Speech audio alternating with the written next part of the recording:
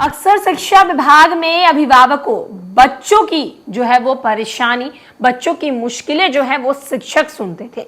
लेकिन अब शिक्षा विभाग ने एक नया कदम उठाया है और अब शिक्षकों की परेशानी सुनी जाएगी।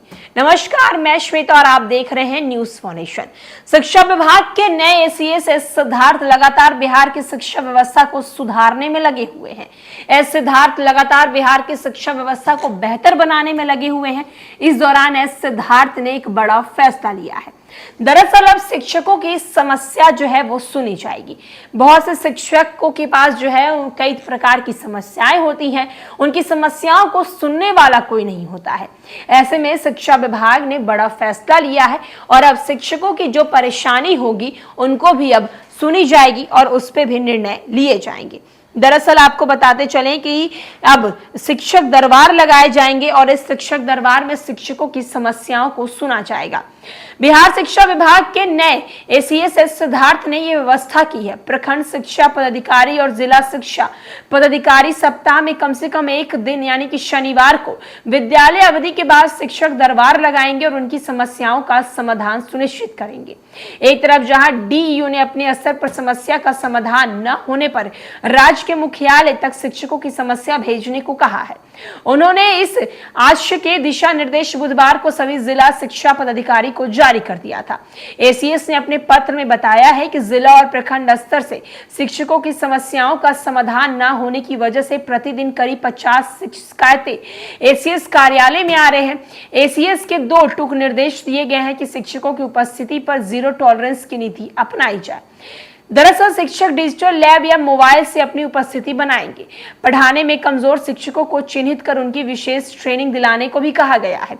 एसीएस ने निर्देश दिया है कि राज्य के सरकारी, प्राइवेट स्कूल और कोचिंग ट्यूशन संस्थानों में 6 से 16 साल के पढ़ रहे बच्चों के आधार सेंडिंग कराई जाएगी।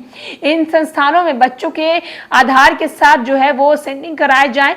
सभी संस्थानों में बच्चों का डाटा तैयार किया जाए। शिक्षा विभाग के आने पर निजी संस्थानों को ये डाटा विभाग को देना होगा ताकि ये पता चल सके कि कितने बच्चे कहां पढ़ रहे हैं। यदि एक ही बच्चा प्राइवेट और सरकारी स्कूल में पढ़ रहा है तो सरकारी स्कूल से उसके नाम काट दिए जाएंगे। लिखा यह भी है कि इस वर्ष के सितंबर और अक्टूबर मिड डे टर्म के मूल्यांकन कराए जाएंगे। उसके अच्छी जो है पढ़ाई करने को कहा जाएगा। एसीएस सिद्धार्थ ने यह भी कहा है कि डीईओ की जिला स्तर पर किसी भी शिक्षक या शिक्षकेतर कर्मियों की सेवा निवृत्त के दे लाभ लंबित नहीं रखना। वेतन सभी को समय पर मिलने चाहिए। ये दोनों जिम्मेदारी जो है वो डीईओ को सुनिश्चित करनी होगी। साफ ये भी कहा है कि ट्रांसफर और पोस्टिंग के सभी आवेदन एक साथ राज्य मुख्यालय को भेजे जाएंगे ताकि शिक्षकों को इसके लिए पटना न आना पड़े। बताया जा रहा है कि सबसे ज्यादा शिकायत जो है वो मध्याह्न भोजन को लेकर हो रही है। यहाँ की मध्याह्न भोजन की गुणवत्ता में कमी आई है और जीविका दीदी राज्य मुख्यालय को सुनिश्चित करेंगी। देख रहे हैं कि बिहार शिक्षा विभाग के अपर मुख्य सचिव एस सिद्धार्थ किस तरीके से शिक्षा व्यवस्था को बेहतर करने में लगे हुए हैं।